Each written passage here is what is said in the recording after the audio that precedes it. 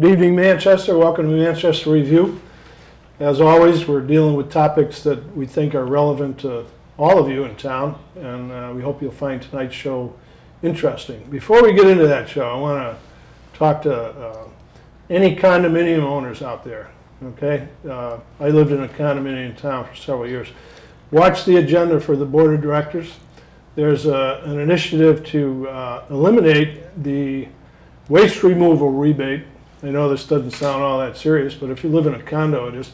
Eliminate the waste removal rebate for condominiums. As it stands right now, condominiums provide their own waste pickup, whereas everybody that lives in a private single-family home gets that actually for free. Supposedly it's not tax-based because the money comes from the tipping fees at the landfill. Well, condominiums don't enjoy that benefit even though they pay the same taxes as everyone else. So watch that. There's some condos that don't get it. I think after the early 90s they phased that out. But they're thinking about phasing it out for all condos. And I think if you own a condo, you should start talking to the board of directors and get involved in this. As far as I'm concerned, the town of Manchester should provide trash pickup for anybody that owns property in town, not just people in single-family houses. That's discriminatory not to. So watch that on the agenda and get a little active on the issue if you think you are deserving of better treatment by the town. So that aside, we've got a revisit tonight. Several years ago, actually 2009, we did a show on the newly formed Office of Neighborhood and Families in Manchester. That was developed in response to a youth master plan, I believe. We have guests tonight. Chris Silver's the director of NAF, the Neighborhood and Families Office. Chris, welcome to the show. Thanks, Jack. Once again, it's been a few years. Samantha Bell is also with us tonight. Samantha's a senior at Manchester High School. She's vice chair of the Youth Commission and also co-chair of the Philanthropy Mini Grant Program, which is part of the Youth Commission activities. So welcome, Samantha, and it's great to have you on the show. So Chris, way back when you started the Office of Neighborhood and Families, give us a quick synopsis of why that was developed and what the mission was in response to what? Sure. Well, in 2009, the town had completed its Children, Youth, and Family Master Plan, which was created by over 120 citizens within the community, representatives from faith-based groups, just regular residents, town agency representatives, education representatives, young people from the commission, youth commission. And within the plan, there were infrastructure recommendations. And one of those, specifically one of the more immediate ones, was to develop the Office of Neighborhoods and Families to assure that this plan would be implemented over a long-term period. And that's really what my office was set up for, to implement and sort of be the keeper of that plan and carry it forward and work with the community to help implement it. Okay, we'll talk about some of the initiatives and programs that you've had developed over the years. There's quite a few on the board now, I noticed. So, yeah.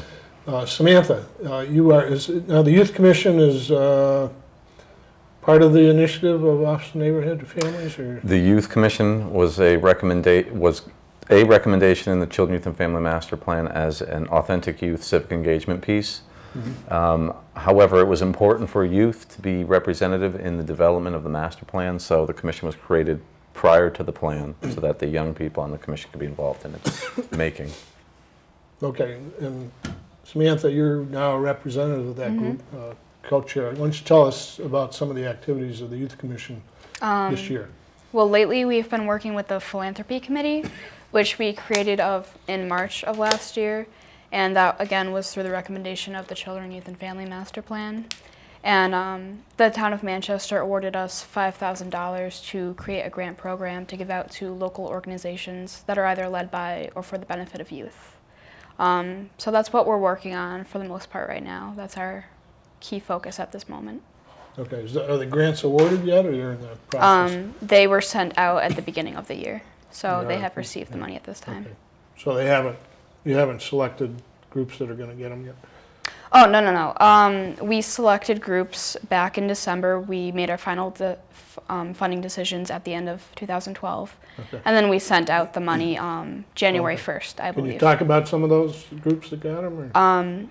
David Bridescale, who works over at the high school here in town, he sent in a grant for the Manchester High School and Bentley Workplace Readiness Program, which prepares students in special education and alternative education. It gives them skills to get them ready for the workplace. And at the end of the program, they will send the students out into local groups to actually put those skills into work. Right, so they're awarded money to put that into place. Sounds interesting. It'd be Yes. interesting to follow up and see how those. Definitely. So how many grants are out there? That we awarded? Yeah, I believe we gave money to 6 organizations. 6 or yeah. What are some of the other ones? The Manchester Recreation Flash Program, which is over at Bennett Academy, that brings awareness to childhood obesity and incorporates healthy living through like exercise and dieting, as well as community service. And we also awarded money to ROCKS, which stands for the Ring of Champions Society, Champions, yeah. which mentors at troubled youth through boxing, which I think is a great idea. Cool. Yep. Okay, we'll be following up and see how those groups are doing. We've talked to the rock people about possible show in the future, so that might be a possibility too. That's a good So idea. Chris, how does that fit in with the goals there, the mission of the office? And Well, it fits in perfectly because one of the recommendations within the plan was to develop a mini grant program as part of the Youth Commission to empower young people to make decisions, funding decisions, and to channel funds to worthy organizations that develop initiatives or programs that are consistent with the recommendations of the Children, Youth, and Family Master Plan. And their 3 funding categories within their philanthropy program were developed around the Children, Youth, and Family Master Plan. So they're just another organized group that is helping to move the recommendations of the plan forward. So it fits in perfect. Sounds good. Talk about the issues that we did a little bit of that, but the issues that instigated this Office of Neighborhood and Families. The youth were disconnected in town, and people felt as though. Yeah, you know, the best that I can remember was that the town lacked a strategic plan for young people. And I think these types of things, like many times, they're more of a reactionary type of response to something that's happening in the community. And so elected officials at the time decided that we needed a plan, so they appropriated a certain amount of money to bring it. Well, first we did an RFP out for a proposal for master planning, and one in particular that we got back from Hampton, Virginia, from a gentleman named Rich Gall. His recommendation was, you don't want to create just a youth master plan. You need to look holistically at, or you have to look at the first 21 years of life and look at the pipeline of services that need to be available and accessible to children, youth, and families. And you can't just bring a plan forward that focuses on youth development. You've got to look at providing support and services for all children, all youth, and families as well. So that really was kind of what started off the plan, and we hired a consultant, and we went through a year planning process and engaging citizens to be part of that planning process, to create buy-in, and so that's, you know, the direction that the plan was taken in was from the community, was from the voices within the community. So. And of course, in that process, the center down in Spruce Street, Yeah. That's the offices now. Yeah. Does that coincidentally become the office, or I don't remember, is that an initiative? No, that wasn't the initial separate, intention for yeah. that building. There was some planning a few years prior to that to create a youth center or some type of center out of that building. And at the time, funding, the city received federal funding, and I don't know the exact amount at the time, to redevelop that building with a specific purpose for providing some type of youth development programs or recreational programming down there. So that was already happening, but as that was starting to come online, the Children, Youth, and Family Master Plan was also happening.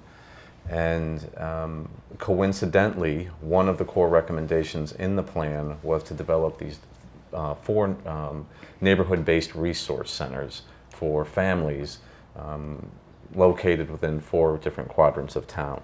And this was just a natural fit. We had a master plan with input from the community to say these are the types of resources and services we want. And the plan also called for that type of facility, so we had the funding to renovate the building. So it just ended up being a natural fit for that to be our first pilot area. Viewers, if you're curious, I think most people are probably aware of it. If you drive down Spruce Street, it's the old firehouse across from Nathan Hale School. It's all been renovated. Yeah. Got what, classroom space there, activity space, meeting space, offices. classroom space. I mean, it's primarily, it's kind of set up for 2 purposes. It's a unique building. We weave within that entire center art and culture because there was a perception from young people based on a developmental asset survey that we did with 6th to 12th graders prior to this plan to get some baseline data, that they perceived a lack of art and cultural opportunities within the community. So most of the things that we do in there, we tie in art and culture, especially with our community events. But it is primarily a home for our neighborhood groups, the Livable Neighborhood Group, Block Watch. Our partnership programs come in there, so there's educational, there's family support programs and services.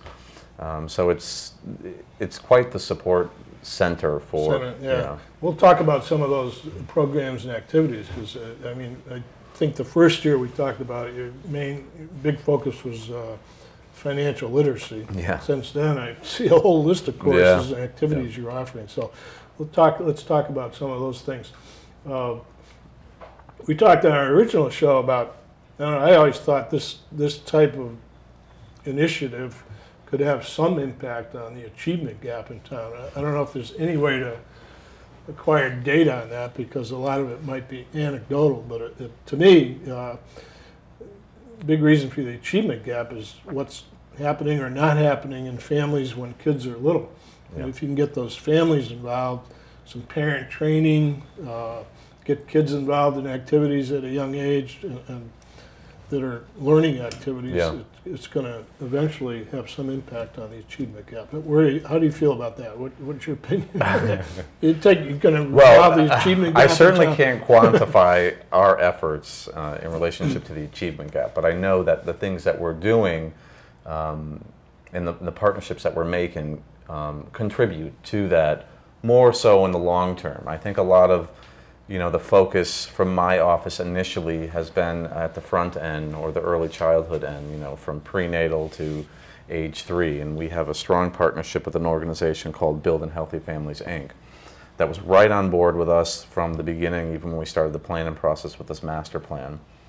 And what they did was they developed a program called Bright Start Workshop, which is a parent education program for parents with children prenatal to age 3. They meet every Saturday. It's a free program, teaches parent educational programs and the importance of those formative years and how to be the best parent and the type of interaction to have the children to help them develop and prepare them for kindergarten or preschool. And so there's a lot of front end things, and that group, its first phase was to create this workshop to develop a base of parents, and then from that they developed a play group, which meets at the firehouse on Wednesdays for those parents, not only just to network with each other, but also for the social interaction of their kids as well as themselves. And then their third phase was to create parent educational workshops, which you'll see as a new addition in the Neighborhood Academy, which meet every the third Thursday of each month of the year. And all those are free, and all the partnerships that we create and the services we bring into that center are all based on partnership for the majority and are all free for families within the community. And then the other work that's happening in town that we are aligned with our plan is aligned with, and my office is connected with, is the School Readiness Council and their Early Childhood Community Plan, which they're starting the beginning phases of their the implementation of their plan, which is a family support and education. Viewers, focus. if you're curious about some of these things, a couple of websites listed on the screen right now. Neighborhood and Families information, you can get it at NAF Town of Manchester, or you can go register online for some of these classes that Chris is talking about. They're all free, from what I understand, at reconlinetownofmanchester.org. So you can get more information about Office of Neighborhood and Families, the programs they offer, by checking these sites out. What's been the response to, I mean, first of all, it's certainly on the right track, because everything you read about the achievement gap is when kids show up in kindergarten, there's a certain, the kids are likely to be lower end of that gap, show up not knowing their letters of the alphabet, their numbers, colors, things like that. Whereas you have other kids coming in that know all that already. So right away, some kids are behind the 8 ball when they start school, and it takes some time to catch up. So I think the focus on that early childhood ed and development has to have an impact long term if you keep this up on the achievement gap. So again, I don't know how you, I guess you could measure that over time, but there's so many variables and so many things going on to direct energy towards the achievement gap that it might be hard to distinguish what your program's done. But I think that's the right direction. Let's get back to Samantha a little bit here. Samantha, you're a senior at the high school. Yes. Yeah. How long have you been involved with the Youth Commission? I've been involved since, I want to say 2011. Yes. Okay. Yep. 2011. Okay. I'm sorry. What have you gotten out of it, and what have you given to it? How do you feel about your? I can honestly say that being part of the Youth Commission has changed my life. Wow. Okay. I know that sounds kind of corny, but it's helped me learn a lot more about local government, and through the philanthropy program, I've honestly learned so much about grants. I feel very prepared now for the future. It's helped me with my leadership a lot, so it's really helped me grow as an individual. Has it changed your goals in life at all, or had an impact on that? Yeah, I do think I have higher goals now. I've set higher standards for myself now that I've been able to work among other young leaders in the community. That kind of lifts you up so that you have higher. You're a senior now, graduating. What are your plans for? I plan on going off to Leslie University in the fall. Leslie? Yep. Majoring in? Environmental science. Yep. Okay. So this experience has stood you in good stead. Yes. Preparation Definitely. for that. I'm sure you'll be active on the college level. I plan on it, definitely. Chris, talk about, you started out with the financial literacy programs, really. How's that gone? How many people have been involved in that? Well, I mean, the financial literacy was our big push right in the beginning because it was part of the Family Economic Success recommendation to increase financial literacy, not just with the youth, but adults. And we started with adults, and that was successful. We had an all-volunteer instructional team that we trained that hung on for the first couple of years. But the financial literacy became so popular that we added the youth piece, which was the second phase, and that filled. And the reason, and the youth financial literacy, which uses the FDIC's Money Smart curriculum, I'm sure that, first of all, the youth literacy, the class fills. And we have a partnership with Rockville Bank that for every kid who has perfect attendance gets a $25 startup savings account. So that keeps the kids into the program for when you say it filled, how many kids are in a class? We take 25 per session, and we run the youth because it's so popular twice a year. And the instructors are all volunteers? They were. Yeah. But because this is such an important program, and when we first started, we had trained 20 volunteers to teach, and we wanted to give them all the opportunity to teach a module. So, but the feedback that we got from students was that they would rather have had the consistency of the same instructor. So, I do now have in my operating budget a line item to Now you've got the programs I've seen, and people can go on the website to take a look at these, but financial literacy for adults, financial literacy for kids, youth, leadership class, adult leadership, youth leadership, like Samantha here is in a leadership position. Yeah. Did you take the class? No, he's tried to get me to You don't take need it. it. I No, just, you're an involvement, yeah. I saw will. things like, well, the incident command system, which is a volunteer, what is it, emergency response volunteers? Yeah, in it's town? actually it's a lighter version of the CERT program. Sure. And it's more intended for, CERT are sort of like the first line of volunteers that Right. come in to respond to the crisis as it's happening. And then the incident command provides a more condensed, Yeah. lighter training for the aftermath. So when a shelter is set up, there's support staff from those people. So it's sort of the after the storm Yeah. crew. And then also you have, I don't have it listed here, but activities, training programs for parents or parent education type activities. We have the and parent programs. seminars, and what you should know that other than the core educational programs that my office provides, which is the adult leadership, the youth leadership, and the financial literacy courses, all the other courses are due to academy partners. And they are local agencies or nonprofit organizations that come in and provide that program for free. So we're running, this year alone, 18 courses per semester, so 36 overall, with a budget of close to $4,000 it costs us to do that. Yeah. And that's, food and supplies. And we couldn't run 36 free classes a year. I want to hear some anecdotal stories about people that have been in your courses that you think are symbolic of the impact of those courses. Well, there's the, Ron Atwater, who just got appointed to the Board of Ed, was a student in our adult leadership. So, Susan Holmes, who's on the Board of Directors, was in our adult leadership. And, the adult leadership course, the curriculum was designed to prepare adults or young adults to run for local office. I mean, that was what the curriculum was designed for. Or it's prepared them to, serve on the PTA or any other neighborhood group or organization, or just to, fine-tune their own leadership skills. So when I see those people coming through the class and then serving in the community, it's serving the purpose. Yeah. And the Neighborhood Academy's original intention was to build capacity within the community, because everything that the plan is asking, it's impossible for my office or even the town alone to do that.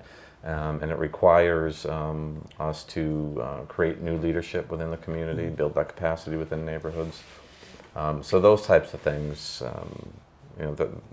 are an example.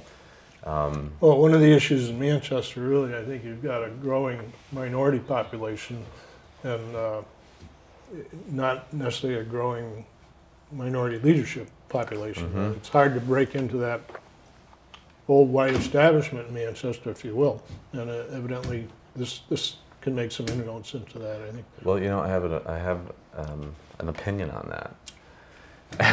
Well, Chris, let's hear your opinion. Well, my opinion is that I think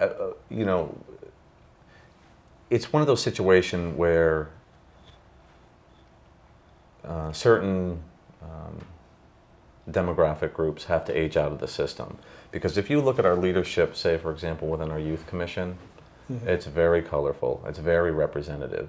So I think, within the next 5 to 10 years, you're going to see a change in the diversity within the leadership in our community. Well, I would think, particularly if they're taking a course, they're going to, any individual is going to feel more comfortable getting involved in something like that because they've got some skills going into it rather than just getting into it and then learning on the way. So that's got to be very effective. And that definitely contributes to it. Financial literacy. Tell me some stories about how that's helped people. Oh, my goodness. Well, I'll tell you what. I don't. There isn't much follow-up after they leave the course. We don't go into their homes and say, "How you doing? Are you being fiscally responsible? Are you making ends meet?" But we assess. Because each class is a separate module on a different topic. So they're assessed prior to the start of that module, and they're assessed after. And 99.99% of the time, all those that participate in the course have learned more and have taken away more from it. I don't. I think what makes me feel good about the program is that, as a young person, and getting through college and having to pay for that cost and all the other associated costs of growing up and sort of trying to make it on your own and to support yourself. And I'm sure you can contest to, and every other person my age or older can contest to, how we've been caught in that credit card trap or something where it took years for us to get out of. And it makes me feel good to know that these young people are getting a head start. We're sort of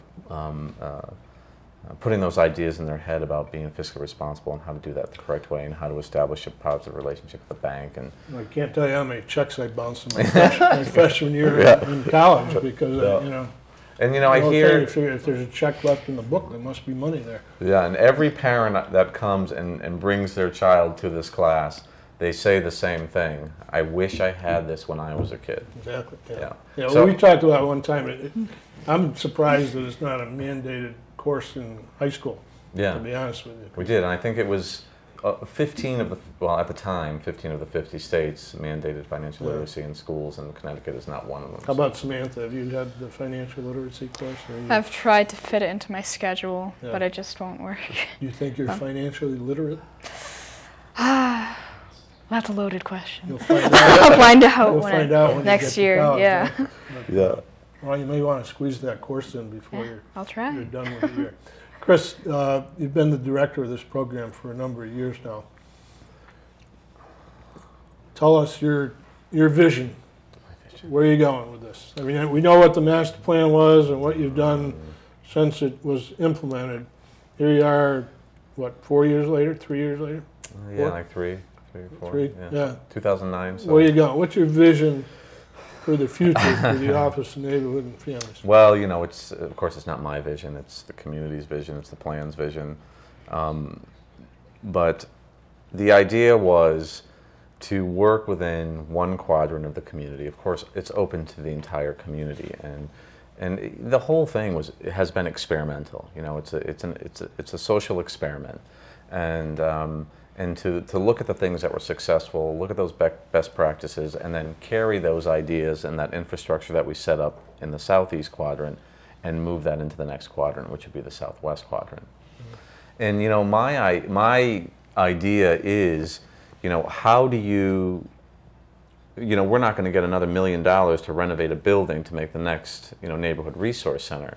But we look to existing buildings, existing facilities, and look at a way to repurpose those to develop them into more family-centered facilities. And the most likely place to start that is at Mahoney Recreation Center, where you have a very traditional offerings of recreational programs. But if you can create that collaboration like we've done over on the southwest quadrant with education and 21st century grand after school programs, and harnessing those families and those kids and incorporate them into a more broader menu of services and family services, I think we can be successful. It's really about repurposing. That's your next step? You say your next challenge is broadening this out to another district, perhaps? To the southwest. And and we're sort of we're wrapping up here. Yeah. Well, we're sort of holding back just a bit because the smarter committee for schools. We want to wait for them and then. Yeah. Viewers, time went by fast. If you wanted more information, get on that website for Office of Neighborhood and Families. Appreciate you guys coming on. Chris, excellent job. Samantha, good luck in college. Thank you. And good job on the Youth Commission. So, good night, everybody.